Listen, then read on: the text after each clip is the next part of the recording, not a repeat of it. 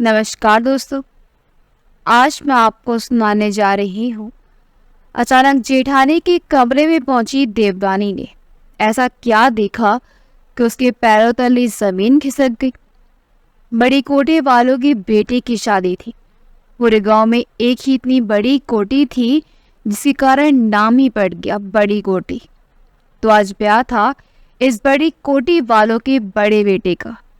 रामेश्वर जी जिनकी एक कोठी थी, उनके दो बेटे थे, मोहित और रोहित। आज मोहित बाबू दूल्हा बनकर घोड़ी पर सवार हो अपनी दुल्हन लेने जा रहे थे। रामेश्वर जी के पिताजी किसी जमाने में गांव के सरपंच हुआ करते थे। उनके परिवार का खूब आदर सम्मान था।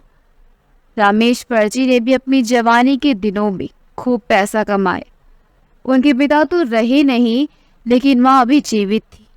90 साल की होने को आई थी, लेकिन याददाश्त पूरी तरह दुरुस्त थी। 7 पुश्तों पुराने लोगों से लेकर आज तक के बच्चों का नाम और उनके काम उन्हें जुबानी याद थी। रामेश्वर जी की पत्नी रागनी जी वैसे तो सीधी सादी ही थी, लेकिन सालों तक सास के अनुशासन में रहने के बाद जब से सत्ता उनके हाथ में आई थी, थोड़ा मिजाज और रुबाब में अंतर आ गया था। रामेश्वर जी और उनके दोनों बेटों भी, बड़ा बेटा मोहित सीधा साधा मेहनती और माता पिता का आज्ञाकारी बेटा था। रामेश्वर जी और रागनी जी ने बड़ी मन्नतों से औलाद पाई थी। रागनी जी पूरी रात शिवालय में जलता जय लेकर खड़ी रही थी।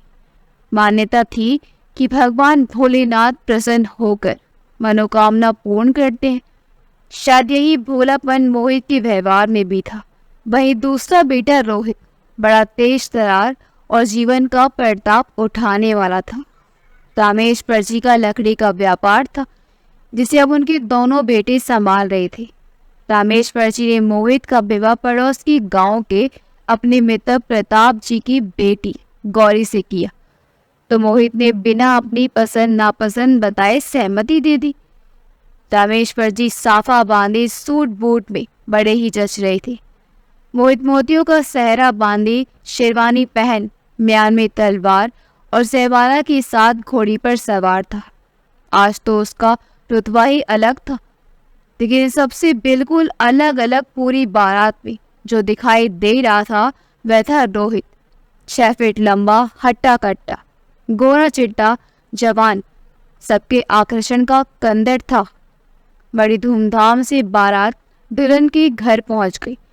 द्वार 4 के बाद दुल्हन की बहनों और सहेलियों ने दूल्हे से द्वार का नेक मांगा, तो सबसे मजाक करने वाले में पहला था रोहित। दुल्हन की सहेली और बहनों ने जाकर दुल्हन से कहा, गौरी दीदी, तुम्हारा देवर तो बड़ा तेज है, जरा संभल कर है ना। गौरी के मन में भी इच्छा हुई कि देखो तो कौन है ऐसा।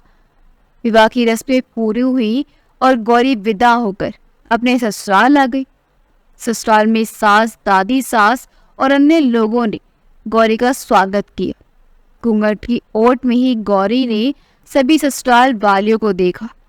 विवाह की ढेर सारी रस्मों और औपचारिकताओं की संपन्न होने के बाद गौरी को उसके कमरे में भेज दिया गया। कमरा बहुत सुंदर सजा हुआ था। पलंग पर सरमाई हुई सी गौरी बैठी थी। अब दरवाजा खुला और मोहित भीतर आया। गौरी को देखकर वह बोला, तुम सुबह की थकी हुई होगी, सो जाओ, मुझे भी नींद आ रही है। पति का ऐसा व्यवहार देखकर गौरी कुछ देर में सोच में पड़ गई। अगली सुबह जब नींद खुली तो देखा मोहित कमरे में नहीं था। थोड़ी देर में सीमा, जो घर की पुरानी कामवाली थी, चाय लेकर गौरी के पास आई और बोली, बहू रानी, चाय पी लो, छोटे बाबू ने भिजवाई है। छोटे बाबू कौन? गौरी ने पूछा। आपके देवर जी, रोहित बाबू, सीमा बोली। गौरी मुस्कुराई और चाय ले ली। रोहित बाबू बता रहे थे कि मोहित बाबू को सुबह किसी जरूरी काम से दूसरे शहर जाना पड़ा।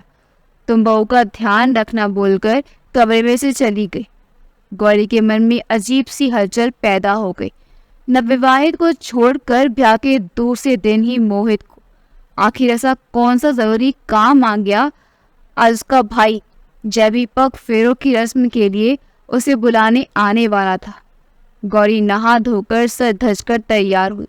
दिन भर मोहल्ले की औरतों का नई बहू को देखने आने का सिलसिला जारी रहा। सभी गौरी के रूप को देखकर उसकी तारीफ करते नहीं थकती। दोपहर बाद गौरी का भाई आ पहुंचा, लेकिन मोहित बाबू अभी तक घर नहीं पहुंचे थे। गौरी ने मायके जाने की तैयारी शुरू कर दी थी। तभी रोहित ने आकर सूचना दी कि भैया का फोन आया था कि वह आज नहीं आ पाएंगे। गौरी ने पहली बार रोहित को ठीक से देखा था। मजबूत शरीर और आकर्षण व्यक्ति तत्व का स्वामी था रोहित। गौरी के मायके में पूजा अर्चना का कार्यक्रम था, जिसमें वर वधू का जाना आवश्यक था, लेकिन मोहित के न आने से सब गड़बड़ हो गया। रोहित बोला, आप बोल दो मैं आपको छोड़ आता हूँ मायके, फिर लेने भैया आ जाएंगे। गौरी ने कुछ नहीं कहा। तभी रागनी जी ने कहा, पूजा का कार्यक्रम तो टाला नहीं जा सकता। रोहित, तू बहू को छोड़कर आ जा, लेने के लिए मोहित चला जाएगा। कार से रोहित गौरी और उसके भाई को लेकर छोड़ने चला गया। गौरी पीछे की सीट पर बैठी, उसका भाई जय रोहित के साथ आगे की सीट पर। पीछे बैठी गौरी का प्रतिबिंब शीशे पर दिखाई दे रहा था। रोहित की निगाह बार बार उस पर बरबसी चली जाती थी। मायके में उसकी सहेलियां उसका ही इंतजार कर रही थी। उसकी बहनों और सहेलियों ने रोहित के साथ मजाक कर उसे चिढ़ाना शुरू किया तो गौरी बोली, अरे इन्हें मत सताओ तुम लोग, एक ही दिन में देवर जी का इतना ख्याल रखने लगी। गौरी की सहेली मीरा बोली। सभी हंसते हुए गौरी को लेकर दूसरे कमरे में चली गई। चाय नाश्ता करने के बाद रोहित वापस घर लौटने लगा। गौरी के माता पिता ने उसे सम्मान पूर्वक विदा किया। गौरी दरवाजे की ओट पर खड़ी थी। रोहित ने जाते हुए कनखियों से देखा और कार में जाकर के बैठ गया। गौरी को मायके आए 3 दिन हो चुके थे, लेकिन मोहित बाबू उसे वापस लेने नहीं आए। गौरी को 3 दिन का इंतजार बड़ा लंबा लगने लगा था। शाम के 4 बजे मोहित बाबू की गाड़ी उनके दरवाजे पर रुकी। मोहित बाबू ड्राइवर के साथ लेकर उसे लेने आए थे। आधे घंटे के भीतर ही उन्हें वापस लौटना था। गौरी के पिता ने जब उनसे रुकने का आग्रह किया तो मोहित बोला, बाबूजी, मेरा कल एक बहुत ज़रूरी काम है, इसलिए आज तो नहीं रुक पाएंगे। इसलिए गौरी जल्दी जल्दी तैयार हो गई। मायके से विदा लेकर गौरी गाड़ी में बैठ गई। पिछली सीट में बैठी गौरी उदास थी। बहनों और सहेलियों से ठीक तरह हम मिल भी ना पाई थी। गाड़ी उसके मायके से दूर जा रही थी। शाम का अंधेरा बढ़ने लगा तो गौरी के दिल की उदासी भी बढ़ने लगी। उसकी आंखों से आंसू छलक आए। इन सबसे अनजान मोहित बाबू ड्राइवर के साथ बातचीत में व्यस्त थे।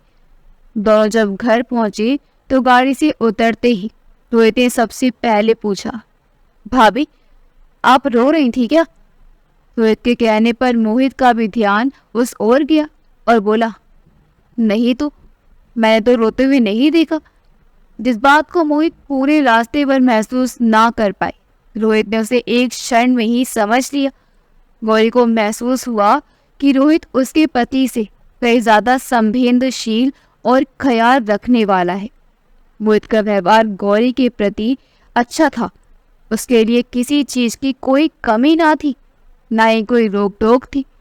लेकिन पति से जिस प्यार, मुनहार, दुलार और परवाह की उसे दरकार थी, उसे मोहित नहीं दे पा रहे थे। औरत के हृदय को तो उसकी रचना करने वाला भी ना समझ पाया, तो भला और कौन समझे। गौरी का हृदय जो प्राप्त था, उसमें आनंदित ना होकर जो प्राप्त नहीं था, उसे पाने की इच्छा में भटक रहा था।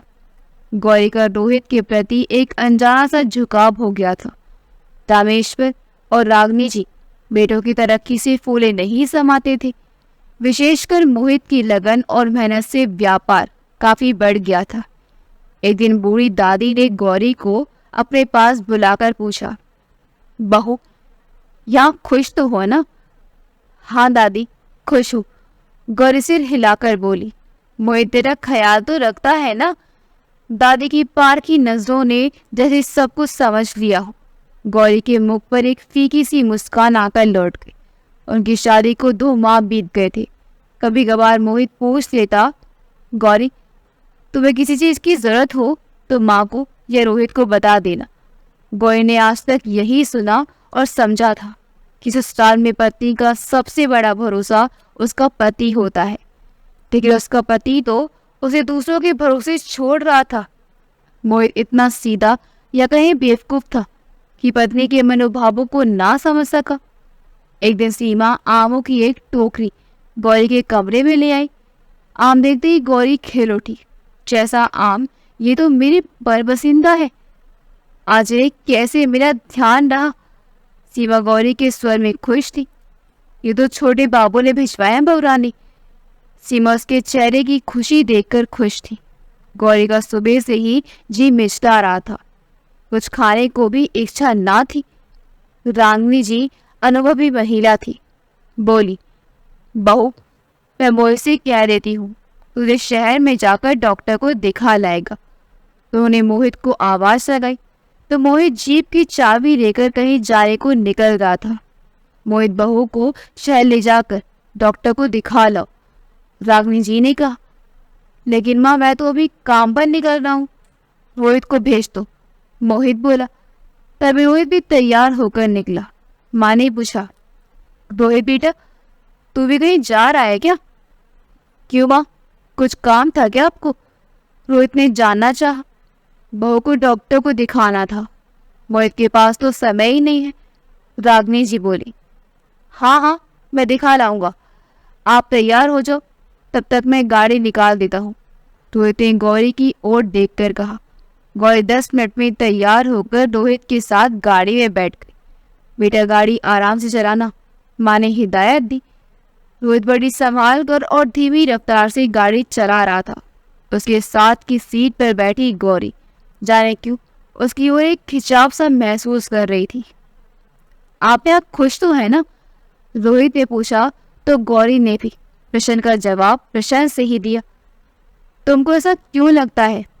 आपके मायके में तो मैंने आपको खूब हंसते खिलखिलाते देखा था, लेकिन यहाँ आपकी हंसी कहीं खो गई है लगता है, रोहित बोला। गौरी उसके इतने गहन विश्लेषण से अचरज थी। जिन गुणों की उपेक्षा उसे अपने पति से थी, वह उसे रोहित में दिखाई देते थे।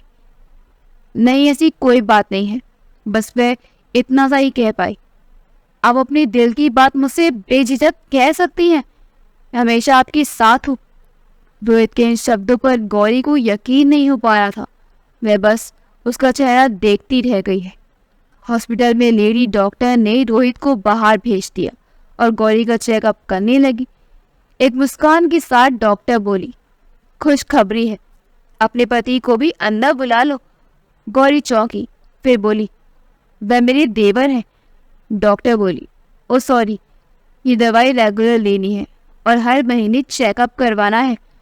डॉक्टर के कमरे से बाहर निकलते हुए गौरी को सोच रही थी, न जाने क्यों उसे डॉक्टर की बात से कुछ ज्यादा प्रसन्नता ना हुई। गौरी माँ बनने वाली थी। परिवार के सभी लोग खुश थे। बूढ़ी दादी ने तो पर पोते के सपने देखना भी शुरू कर दिया था।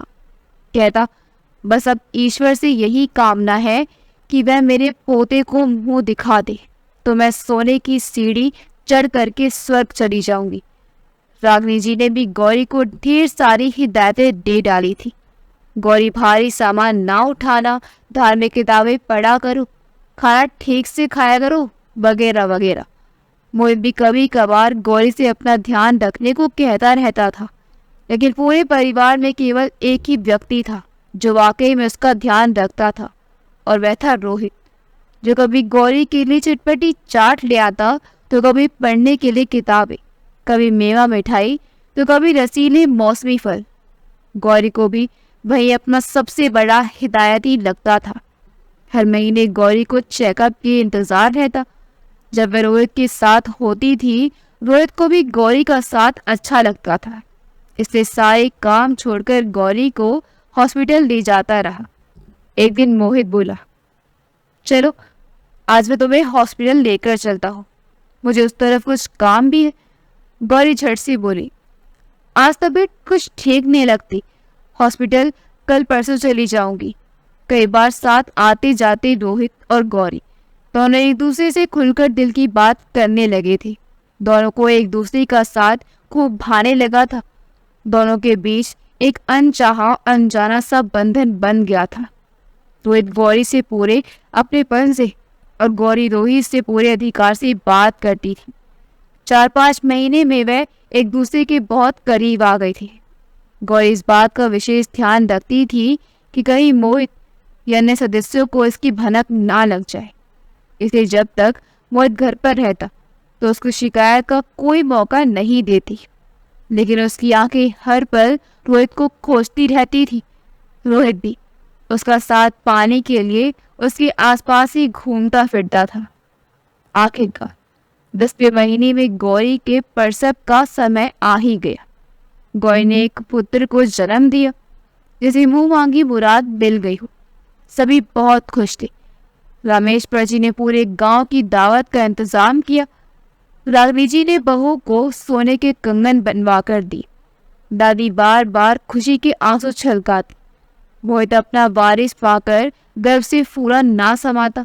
गौरी खुश थी कि एक जिम्मेदारी से मुक्त हुई और रोहित खुश था क्योंकि गौरी खुश थी। नामकरण संस्कार बड़ी धूमधाम से हुआ। गौरी को उसकी मां ने कुछ दिनों अपने पास रखने के लिए बुलाना चाहा और भाई को बुलाने के लिए भेज दिया। आज पहली बार मोहित ने उन्हें खुद ही छोड़कर आने का निश्चय किया। यह शायद उसका पुत्र मोह था। गौरी रोहित के साथ जाने से वंचित रह गई। उसका मायके जाने की बिल्कुल इच्छा ना थी। न जाने का कोई कारण ना था, इसलिए जाना पड़ा। रोहित भी चुप रह गया। गौरी को मायके गए हुए 2 हफ्ते बीत चुके थे। इधर रामेश्वर जी के पास रोहित के लिए एक बहुत ही अच्छा रिश्ता आया। ऊंचा खानदान, पुराने रईस और पढ़ी लिखी लड़की।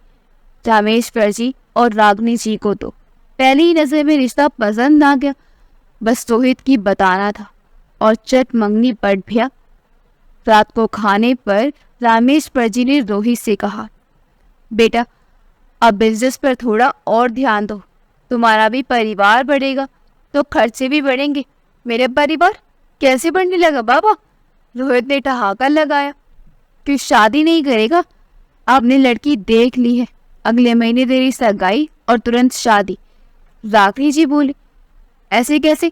तुरंत सगाई और शादी? मैंने नहीं करनी शादी वादी। रोहित तनक गया।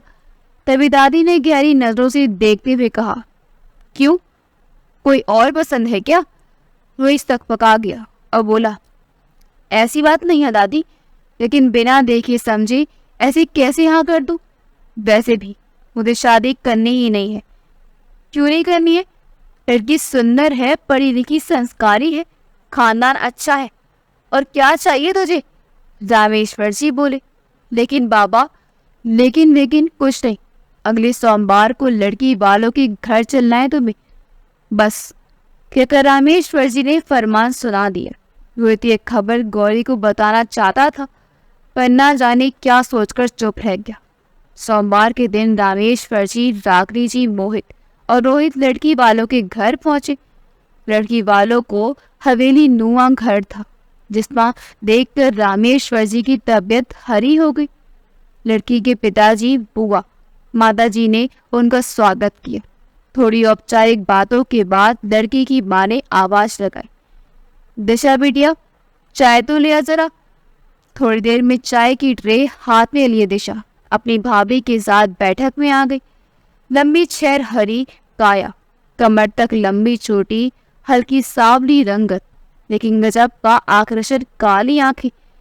रामेश्वर जी और रागनी जी को तो घर पहले से ही पसंद आ गया था। अब लड़की को देख रही सही कसर भी पूरी हो गई और वह पूरी तरह से निश्चित हो गए। बेटा, तुमको दिशा से कुछ बात करनी हो तो कर सकती हो, दिशा की मां ने कहा। रामेश्वर जी रोहित की तरफ से आशंकित थे और इतने अच्छे रिश्ते को हाथ से नहीं जाने देना चाहते थे, इसलिए जल्दी से बोले, बहन जी, अलग से क्या पूछना है? कुछ पूछना भी होगा तो यही पूछ लेगा।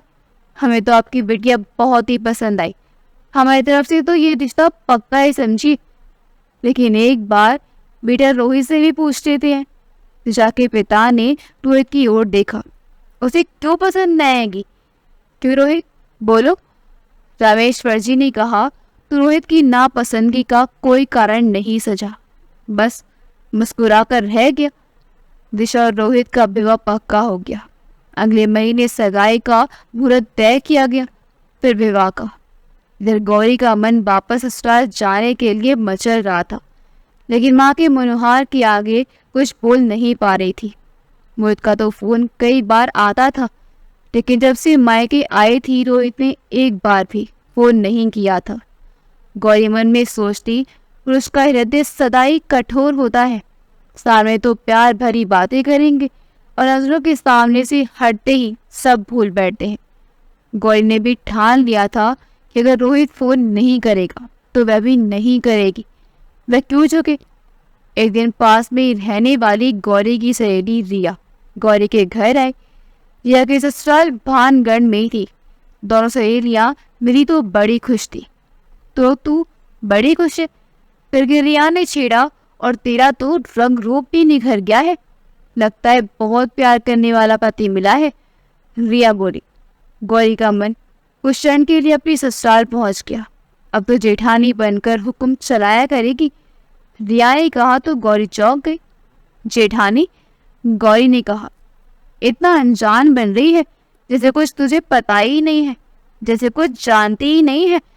रिया ने मुंह बनाया। तो क्या बोल रही है, ठीक से बता। गौरी आश्चर्यचकित थी। क्यों, तुझे पता नहीं है? तेरे देवर की शादी भानगढ़ की हवेली वालों की लड़की से तय हो गई है, रिया ने कहा।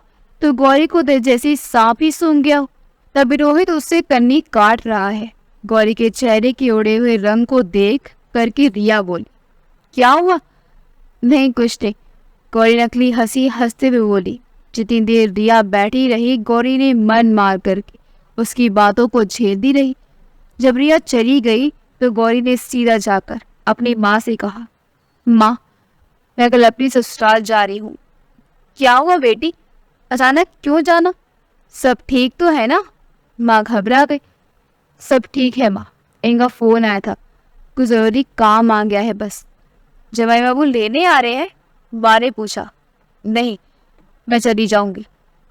ठीक है, फिर भाई छोड़ देगा, माँ ने कहा।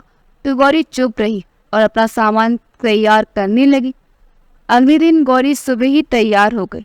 उसने मोहित को अपने आने की सूचना दे दी। जितनी जल्दी हो सके वे वहां पहुंचना चाहती थी। उसका मन इस जल्दबाजी का जवाब मांगता, लेकिन उसके पास इसका कोई उत्तर ना था। पूरे रास्ते उसका मन उचट रहा था। बेटी का रोना हंसना भी उसे रास नहीं आ रहा था। भाई से भी उसने पूरे रास्ते बात ना की। दोपहर 3 बजे के करीब वे ससुराल पहुंच गए। रोहित और मोहित दोनों घर पर नहीं थे। दादी और रागनी जी पोते के आने से फूले नहीं समाये। रागनी जी ने पोते को गौरी की गोद से ले लिया। गौरी के चित्त में शांति ना थी। वह जल्दी से जल्दी रोहित से मिलना चाहती थी। रागनी जी ने गौरी को बताया, अच्छा किया तुम आ गई, मैं मोहित को तुम्हें लिवाने भेजने ही वाली थी। रोहित की सगाई तय कर दी गई है, सारी तैयारियां तुम्हें ही करनी है। अरे कब, इतनी जल्दी? गौरी ने अनजान बनते हुए कहा। रागनी जी ने उसे सब कुछ विस्तार से बता दिया। लड़की की तारीफ सुन करके गौरी के मन में एक ईर्ष्या का भाव उत्पन्न हो गया। शाम को रोहित और मोहित दोनों घर आए तो मोहित गौरी और बच्ची को देखकर बड़ा खुश हुआ, लेकिन रोहित कुछ शर्मिंदा सा होकर गौरी से नजरें चुरा रहा था। खाते वक्त गौरी ने कटाक्ष किया, अब ये सब खाने ही खा लो देवर जी, फिर पढ़ी लिखी बीवी खिलाएगी बढ़िया खाना। अगले दिन जब मोहित काम पर चला गया तो गौरी ने रोहित को सुनाते हुए कहा, माँ जी आज मुन्ने को टीका लगवाने जाना है। अरे मोहित तो निकल गया, रागनी जी बोली। मैं ले चलूंगा। रोहित को तो जैसे मौके की तलाश में था। दोनों तैयार होकर गाड़ी में बैठकर चल दी। रास्ते में गौरी कुछ ना बोली तो रोहित ने ही बातें शुरू की। बाबा ने बिना कुछ बताए ही बात पक्की कर दी। तुम्हारी खुशी नहीं थी तो मना क्यों नहीं किया? गौरी ने आंखों में आंसू भर लिए थे। मना करने का कोई कारण भी तो नहीं था, फिर मैं क्या करता? रोहित बोला। अब तक तो गौरी की आंखों से आंसू की बरसात होने लगी थी। उसकी समझ नहीं आ रहा था कि वह क्या बोले। ना तो उसके पास रोहित की शादी को रोकने का अधिकार था और ना ही वह अपने को रोहित के सामने कमजोर दिखाना चाहती थी। इसने आंसू पहुंचकर चुपचाप बैठी रही। रोहित का चित्त भी चंचल हो गया था। घर आने पर रोहित ने माँ से कहा, माँ, मैं ये शादी नहीं कर सकता। क्यों? आज में ऐसा क्या हो गया? रागिनी जी घबरा गई। भाभी ने क्या सिखा पढ़ा दिया? दादी ने चश्मे को नीचे करके देखा। गौरी के कान में बात पड़ी तो बोली, दादी जी, आप भी क्या कह रही हो? मैं क्यों सिखाने पढ़ाने लगी? आखिर बात क्या हुई? रागिनी जी बोली, बस मैं भी शादी नहीं कर सकता। आप बाबा को बता भी देना। ऐसे कैसे नहीं करेगा शादी? लड़की वालों को हमने जबान दे दी है, अब हम पीछे नहीं हट सकते। तेरे पापा वैसे ही दिल के मरीज हैं, अगर उन्हें कुछ हुआ तो उसका जिम्मेदार फिर तू ही रहेगा। कान खोल कर सुन ले। रागिनी जी गुस्से से कांप उठी। माँ का ऐसा रूप देख रोहित ने पहले कभी नहीं देखा था, इसलिए घबरा कर चुप हो गया। रोहित की तो जैसी जवान ही तारों से चिपक गई। सगाई का दिन भी आ पहुंचा। सगाई के लिए रामेश्वर जी का पूरा परिवार और कुछ रिश्तेदार दुल्हन के घर पहुंचे थे। सगाई की रस्में शुरू हुई। गौरी को अपनी देवरानी दिशा को पहली नजर में देखकर शह होने लगी। पढ़ी लिखी और सौम्य होने के साथ साथ दिशा के रूप में एक कशिश थी। रिश्ते में गौरी की मामी सास लगने वाली महिला ने दिशा को देखा तो बोली, गौरी, तेरी देवरानी तेरी तरह गोरी तो नहीं है, पर सुंदर बहुत है। गौरी ने दिशा को सुनाकर कहा, हमें सुंदर लगने या ना लगने से कुछ नहीं होगा, देवर जी को सुंदर लगनी चाहिए बस।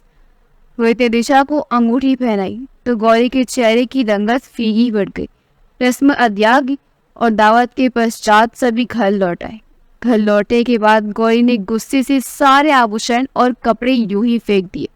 गौरी गुस्से और ईर्ष्या से उसका अपने ऊपर काबू ना रहा। जब और कुछ ना कर सकी तो अकेले बैठ करके फूट फूट कर रोने लगी। आखिरकार शादी का दिन भी आ गया। सारे रिश्तेदारों से घर भर गया। गौरी सारे काम तो कर ही रही थी, लेकिन मन अंदर से भुजा हुआ था। रोहित गौरी के सामने पड़ने से कतरा रहा था। रागिनी जी के जिम्मे पोते को संभालने का काम था। मैं छोटे बड़े कामों के लिए इधर उधर दौड़ रहा था। रामेश्वर जी बड़े उत्साह से सारे काम कर रहे थे। बारात चलने लगी तो रामेश्वर जी जीवन में पहली बार नाचे। गौरी को अपने मन की अकुलाहट को काबू करने में तकलीफ हो रही थी। मोहित ने उससे पूछा, तुम्हारी तबीयत ठीक नहीं है क्या? ठीक है, बस थोड़ी कमजोरी लग रही है, गौरी ने बहाना बनाया। बारात दुल्हन के घर चल दी तो सभी महिलाएं बैठकर बन्ना बन्नी गीत गाने लग गई। गौरी का तुतरा चेहरा देखकर चंचल रमा भाभी ने चिढ़ाया, गौरी, तू इतनी उदास क्यों लग रही है? तुझे अपने राजपाट छीनने का डर लग रहा है क्या? सभी ठहाके मार करके हंसने लगे। गौरी भी खिसियाकर हंस पड़ी। नए बो ने अभी अंदर कदम नहीं रखा था कि गौरी की तबीयत खराब होनी शुरू हो गई और थोड़ी देर में तो वह चक्कर खाकर गिर पड़ी। नई दुल्हन को छोड़कर सभी का ध्यान गौरी की ओर चला गया। कोई उसे पानी पिलाने की कोशिश करता तो कोई उसकी हाथ पैर मलता। जब बहुत देर तक उसे होश नहीं आया तो मोहित उसे लेकर अस्पताल जाने लगा। रोहित बोला, मैं भी चलता हूँ। रागिनी जी रोहित को रोका, अरे तुम कहाँ जा रहे हो? अभी कुछ रस्में बाकी हैं। यहाँ भाभी बेहोश पड़ी है और मैं इसमें पूरी करता रहूं? रोहित ने कहा और तेजी से विवाह के कपड़े बदल दिए। ब्याह के रंग भी भंग पड़ गया था। घर में कई लोगों के होने के बावजूद रोहित का यूं सब कुछ छोड़कर अस्पताल चले जाना दिशा को भी अच्छा नहीं लगा। दिशा को बुरा ना लगे इसलिए रागिनी जी ने गाना बजाना शुरू करवा दिया। नई दुल्हन बनी दिशा अपने सजे धजे कमरे में कई घंटों तक रोहित का इंतजार करती रही। जब वह ना आया तो नींद ने उसे अपने आगोश में कब ले लिया उसे पता ही न चला। रात भर अस्पताल में रहने के बाद गौरी को छुट्टी मिल गई। डॉक्टर ने बताया कि कमजोरी के कारण चक्कर आ गया होगा। अगले कुछ दिन यूं ही गहमा गहमी में बीत गए। धीरे धीरे कर सब रिश्तेदार भी चले गए। एक दिन रोहित देर रात के कमरे में आया तो देख दिशा जाग गई थी। रोहित ने चौंक कर पूछा, अभी सोई नहीं हो तुम?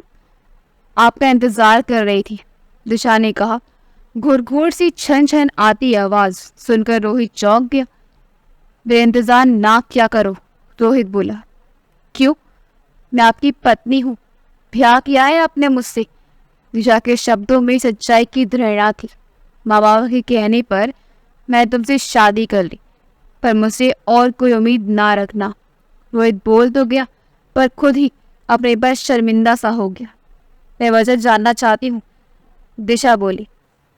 मैं कोई वजह नहीं बता सकता, कहकर रोहित कमरे से बाहर निकल गया। दिशा सोच में पड़ गई। अगले दिन रामेश्वर जी और रागनी जी बूढ़ी माँ को साथ लेकर के मंदिर गए थे। रागनी जी ने मन्नत मांगी थी कि रोहित का विवाह निर्विघ्न संपन्न हो जाएगा तो माता रानी के दरबार में हाजिरी लगाएंगी। सीमाघर में झाड़ू पोंछा करके सब्जी लेने बाजार चली गई। मोहित ने बच्चे को प्यार कर झूले में डाल दिया और जीप लेकर निकल गया। दिशा स्नान घर में थी तो रोहित मौका देख करके गौरी के कमरे में पहुंच गया। गौरी बच्चे को झुला रही थी। मुझसे नाराज हो गया, रोहित ने पूछा तो गौरी ने अभिमान से कहा, मैं कौन होती हूँ नाराज होने वाली? तुम जाओ अपनी दिशा के पास। तुम तो जानती हो मैंने मजबूरी में शादी की है, कि अगर उसने गौरी का हाथ थाम लिया। गौरी तो जैसे इसी पल का इंतजार कर रही थी। वह रोहित से लिपट कर रोने लगी और स्नान कराए दिशा बच्चे को देखने के लिए गौरी के कमरे की तरफ आई तो वहां का दृश्य देख करके उसके कदमों तले जमीन खिसक गई। वे एकदम पलट कर उल्टे पांव लौट गई। आवाज सुनकर रोहित और गौरी सतर्क हो गई। लगता है दिशा ने देख लिया, गौरी घबराकर बोली। देखती है तो देखने दो, रोहित ने गुस्से के भाव से कहा। अगले ही दिन दिशा ने सास को सूचित किया कि मायके में पूजा है, इसलिए वह मायके जा रही है। भाई को उसने फोन कर बुला लिया था। रागनी जी ने रोहित से कहा, रोहित बहू को मायके जाना है पूजा के लिए, तुझे भी जाना पड़ेगा, मेरा तो जरूरी काम है। रोहित ने कहा तो दिशा बोल उठी, कोई बात नहीं माँ जी, भैया लेने आ रहे हैं, मैं चली जाऊंगी। दिशा ने अपना सामान तैयार कर लिया। रोहित किसी काम से कमरे में आया। दिशा ने बिना मौका गवाए कहा, तो वजह उस दिन आपने नहीं बताई, लेकिन वह मैं जान गई हूँ, इसलिए आपके रिश्ते से हट रही हूँ। अगर मैं लौटकर नहीं आऊंगी। रोहित के चेहरे पर घबराहट थी, जिसे देखकर दिशा बोली, घबराइए नहीं, नहीं मैं किसी को कुछ नहीं बता रही हूँ, कहकर दिशा कमरे से निकल गई। दिशा गई तो सचमुच लौटकर नहीं आई। रामेश्वर जी कई बार रोहित को बहू को ले जाने के लिए कह चुके थे, पर वह टाल मटोल करता रहा। रोहित को लग रहा था कि जब बिना कुछ किए मुसीबत टल रही है तो फिर से उसे बुलावा क्यों दिया जाए। एक एक कर 20 दिन हो गए। रागनी जी भी दिशा को कई बार फोन कर चुकी थी, लेकिन उसने तबीयत ठीक ना होने का बहाना बना दिया। रोहित और गौरी को तो जैसे मन मांगी मुराद मिल गई थी। ऐसे एक दिन इत्तेफाक से कोई घर पर नहीं था।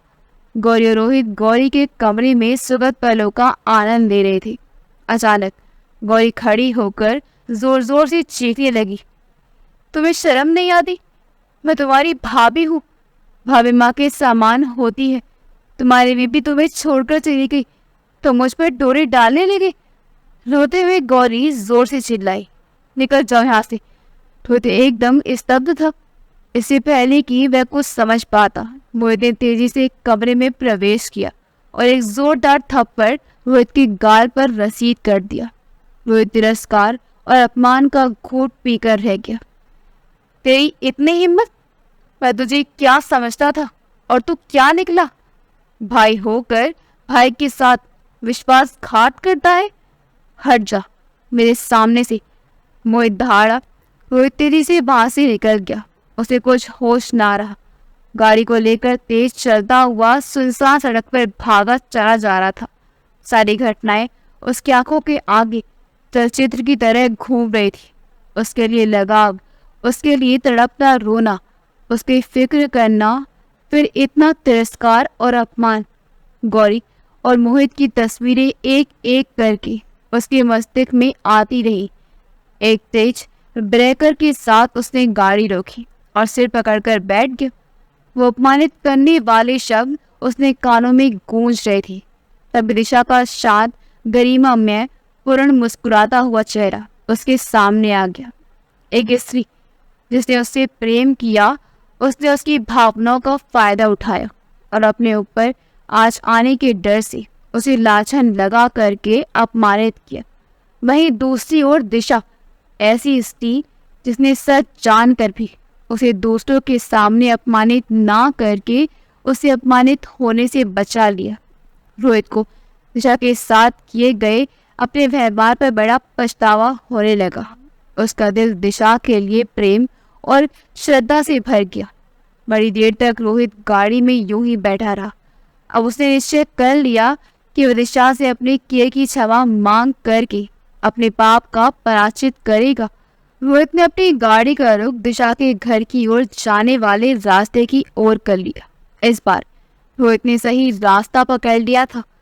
अगर आपको हमारी कहानी अच्छी लगी हो तो हमारे वीडियो को लाइक करें, शेयर करें और हमारे चैनल योगीवर्स को सब्सक्राइब कर दें। मिलते हैं अगली वीडियो में। आपका बहुत बहुत धन्यवाद।